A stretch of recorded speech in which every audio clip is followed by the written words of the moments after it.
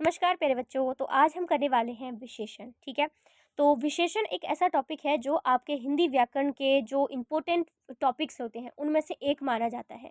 तो आपको विशेषण समझना बहुत ज़्यादा ज़रूरी है, क्योंकि विशेषण समझ जाएंगे तो संज्ञा सर्वनाम की जो विशेषताएं बताई जाती है ना, वो किस तरह से किन किन शब्दों में बताई जाती हैं वो आपको बहुत अच्छे से समझ आ जाएगा। मैंने थोड़ा सा इसी स्लाइड में मैंने थोड़ी सी थ्योरी रखी हुई है। बाकी आपको 15 मिक्स्ड जो है एमसीक्यू क्वेश्चन मिलेंगे आपके विशेषण के टाइप्स के भी। और आपको प्रैक्टिस सेशन के तौर पर मैंने जो है इन प्रश्नों को यहाँ पर क्या हुआ है, रखा हुआ है। ठीक है, तो चलिए फिर शुरू कर लेते हैं। मैं थोड़ा सा आपको ब्रीफ इंट्रोडक्शन दे देती हूँ कि विशेषण आखिरकार होता क्या है। देखिए, जो शब्द संज्ञा या सर्वनाम की विशेषता को बताते हैं, क्या होता है कि जो शब्द संज्ञा या सर्वनाम की विशेषता को बताता है ना, उसे हम क्या कहते हैं, उसे हम विशेषण कहते हैं। जैसे कि यहाँ पर सुंदर फूल लिखा है, बड़ा घर लिखा है और मीठा आम लिखा हुआ है। तो याद रखना कि ये जो फूल है ना, ये क्या हो जाएगा, ये आपकी संज्ञा हो जाएगी, क्योंकि फूल एक नाम है किसी का। लेकिन इसकी विशेषता क्या हो जाएगी, फूल की विशेषता क्या है कि वो सुंदर है। ठीक है, घर की विशेषता क्या है, वो बड़ा घर है। आम की विशेषता क्या है कि वो मीठा है। ठीक है, तो विशेषण की हमेशा क्या बात होती है, जो शब्द संज्ञा या सर्वनाम की विशेषता को बताते हैं उसे हम विशेषण कहते हैं। चलिए, और याद रखिएगा कि जो विशेषण होते हैं ना, वो आपके टोटल सिर्फ और सिर्फ 4 प्रकार के विशेषण को हमें यहाँ पर पढ़ना होता है। पहला आपका गुणवाचक विशेषण है, दूसरा आपका संख्यावाचक विशेषण है, तीसरा परिमाणवाचक विशेषण है, फिर आपका यहाँ पे संबंधवाचक विशेषण आपको देखने को मिलता है। यहाँ पे मैंने थोड़ा सा शॉर्ट फॉर्म में भी लिख दिया है कि गुणवाचक विशेषण क्या होता है, जहाँ पर किसी के गुण देखे जाते हैं। कोई चीज़ सुंदर है, ठीक है, कोई अच्छी है, बुरी है, ठीक है, तो ये उसके गुण होते हैं। संख्या में 1 है, 2 है, 3 है, 1000 है, 5 है, वो चीज़ हमें देखनी पड़ती है। परिमाणवाचक शब्द में हम कोई चीज़ थोड़ी है, अधिक है, कम है, जिसको हम गिनती नहीं कर सकते, सिर्फ माप तोल सकते हैं, तो वो हमारा परिमाणवाचक विशेषण हो जाता है। संबंधवाचक विशेषण वो होता है जिसमें एक चीज़ का दूसरी चीज़ के साथ में संबंध दर्शाया जाता है। जैसे मैं यहाँ पर इस लड़की को देखूँ, इस लड़की का इस किताब से क्या संबंध है कि ये किताब इस लड़की की है। ठीक है, तो याद रखना। देखो, ये जो बच्चा हँस रहा है तो इसकी क्या विशेषता है, इसका गुण क्या है कि ये हँसमुख बच्चा है। और ये देखो गुस्सा कर रहा है ना बच्चा, तो इसकी विशेषता क्या है, ये गुस्सैल है। तो इस तरह से हमारे जो विशेषण हैं वो आपको देखने को मिलते हैं। चलिए शुरू कर लेते हैं, हमारे आज के जो प्रैक्टिस सेशन है इसकी शुरुआत कर लेते हैं। हमें हमारा सामने पहला क्वेश्चन आता है, सुंदर शब्द किस प्रकार का विशेषण है। ये जो सुंदर शब्द है ये किस प्रकार का विशेषण आपको देखने को मिलता है। क्या ये परिमाणवाचक विशेषण है, गुणवाचक विशेषण है, संबंधवाचक विशेषण है या फिर संख्यावाचक विशेषण है। देखिए, जो अपना सुंदर शब्द है ना, किसी के गुण को दिखाया जा रहा है। जैसे मैं हमेशा बोलती हूँ कि सीता बहुत सुंदर है, तो सीता सीता के गुण क्या है, सीता के गुण है क्या है कि वो सुंदर है। तो यहाँ पे क्या करेक्ट आंसर हो जाएगा आपका, गुणवाचक विशेषण करेक्ट आंसर हो जाएगा। क्वेश्चन नंबर 2 है, कुछ शब्द किस प्रकार का विशेषण है। ये जो कुछ शब्द है ना, ये किस प्रकार का विशेषण है, परिमाणवाचक है, गुणवाचक है, संख्यावाचक है या फिर व्यक्तिवाचक हो सकता है। देखिए, व्यक्तिवाचक को आपने बिल्कुल आंख मूंद के बंद कर देना है। आप खुद ही सोच के देखो, विशेषण का सवाल पूछा जा रहा है, व्यक्तिवाचक का मुझे ऑप्शन दे रहा है। व्यक्तिवाचक विशेषण में कब से आने लगे, ये तो संज्ञा का है, हम इसके बारे में क्यों सोचें, उसको फटाफट हटा दो। अब बचे हैं 3 ऑप्शन, गुणवाचक, परिमाणवाचक, संख्यावाचक। हाँ, ये हमारे विशेषण के प्रकार हैं और हमसे कुछ शब्द के बारे में पूछा गया है, तो कुछ कौन सा हो जाएगा आपका, परिमाणवाचक विशेषण हो जाएगा, क्योंकि कुछ ऐसी चीज़ होती है जिसको हम लोग माप वो गिन नहीं सकते हैं। ठीक है, जैसे कि मैंने अभी पीछे ही आपको थोड़ा सा पढ़ाया था कि जहाँ पर थोड़ा बहुत कुछ इस तरह के शब्द हमें देखने को मिल जाते हैं, तो वो किस में आते हैं, वो आपके परिमाणवाचक विशेषण में आ जाते हैं। किसमें आते हैं, आपके परिमाणवाचक विशेषण में वो आ जाते हैं। क्वेश्चन नंबर 3 है कि 3 लड़के खेल रहे हैं। 3 लड़के जो हैं ये खेल रहे हैं, इस वाक्य में जो 3 है ना, ये क्या है आपका। देखिए, 3 लड़के, जहाँ पर संख्या हमें पता चल जा रही है कि 3 लड़के खेल रहे हैं, मैं निश्चित हूँ पूरी तरह से कि हाँ भाई 3 ही लड़के खेल रहे हैं, तो इसमें हमारी क्या हो जाएगा, संख्यावाचक विशेषण जो है ना, ये हमारे यहाँ पे करेक्ट आंसर हो जाएगा। और कौन सा संख्यावाचक विशेषण हमारा करेक्ट होगा, ये हमारा निश्चित संख्यावाचक करेक्ट हो जाएगा, क्योंकि संख्या भी पता चल रही है कि 3 है और ये निश्चित भी है कि हाँ पक्का ही पक्का 3 ही लड़के खेल रहे हैं, तो वो निश्चित संख्यावाचक विशेषण हमारे यहाँ पे करेक्ट आंसर हो जाता है। चलिए, क्वेश्चन नंबर हम 4 की बात कर लेते हैं। ये हमारा क्वेश्चन नंबर 4 है कि काफ़ी पानी पी लो। यहाँ पे काफ़ी नहीं होगा, यहाँ पे कॉफ़ी पानी होगा, ठीक है। कॉफ़ी पानी पी लो मैं, ये जो हमारा कॉफ़ी है ना, ये किस प्रकार का विशेषण हो सकता है? ये जो कॉफ़ी है ये किस प्रकार का विशेषण होगा? संख्यावाचक विशेषण हो सकता है क्या? खुद ही बताओ, क्या ये संख्यावाचक विशेषण हो सकता है? नहीं हो सकता है। कॉफ़ी को तब कब से आप गिनने लगे? कॉफ़ी तो गिन ही नहीं सकते है ना। फिर दूसरा है आपका गुणवाचक विशेषण। क्या ये गुण गुण बता रहा है कॉफ़ी के बारे में? कोई कॉफ़ी के गुण नहीं बता रहा कि कॉफ़ी ठंडी है, गर्म है, काली है, नीली, पीली, कुछ नहीं बता रहा है। नो, ओनली सिर्फ कॉफ़ी ही शब्द लिखा हुआ है। तो ये क्या हो जाएगा? परिमाणवाचक विशेषण हो जाएगा, क्योंकि कॉफ़ी एक ऐसी चीज़ है जिसको हम सिर्फ माप तोल सकते हैं। जिस तरह से पानी को जो है वो मापा जा सकता है कितने लीटर है, उस तरह से कॉफ़ी को माप लेंगे, लेकिन कॉफ़ी को गिन तो नहीं सकते हो ना।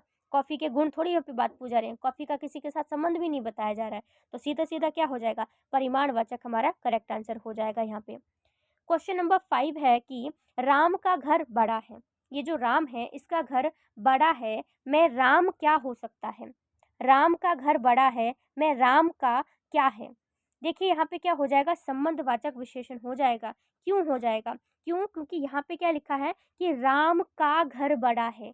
तो राम का घर मुझे मालूम है कि ये राम का घर है, और घर का संबंध किससे है? राम से है। राम का संबंध किससे है? उसके घर से है, जो कि बहुत ही बड़ा है। तो इसमें हमारा 5वें का आंसर क्या हो जाएगा? संबंधवाचक विशेषण हो जाएगा। क्वेश्चन नंबर 6 है कि निम्न में से कौन सा गुणवाचक विशेषण है?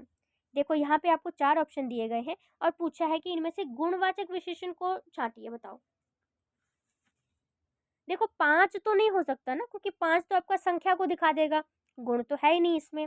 अधिक हो सकता है क्या गुण? नहीं, ये तो आपका परिमाणवाचक का एग्जाम्पल दे दिया है इसने। कुछ हो सकता है? नहीं, ये भी परिमाणवाचक का एग्जाम्पल है।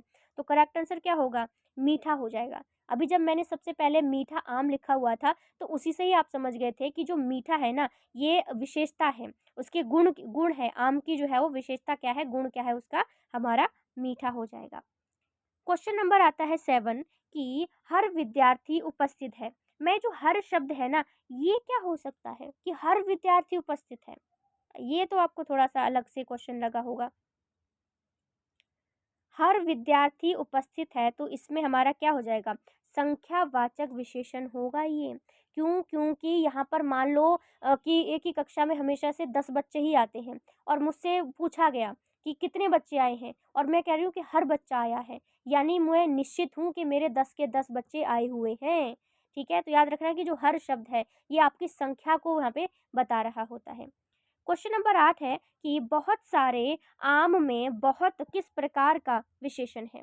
ये जो बहुत सारे आम है ना, इसमें जो बहुत शब्द है, ये किस प्रकार का विशेषण हो सकता है? क्या ये निश्चित संख्यावाचक है, अनिश्चित वाचक है, गुणवाचक है, या फिर ये संबंधवाचक है? तो ये आपका अनिश्चित संख्यावाचक हो जाएगा। क्यों हो जाएगा भाई अनिश्चित? क्यों हो जाएगा? बहुत सारे आम में मुझे नहीं मालूम कि बहुत कितने आम हैं।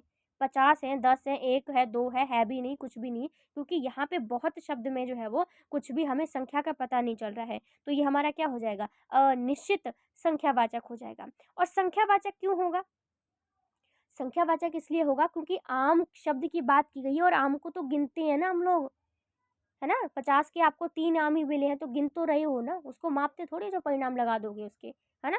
तो क्या हो जाएगा? अनिश्चित हमारा संख्यावाचक करेक्ट हो जाएगा। क्वेश्चन नंबर 9 है कि उसका बैग भारी है। उसका बैग भारी है, मैं भारी क्या हो सकता है? उसका बैग भारी है, मैं भारी क्या होगा?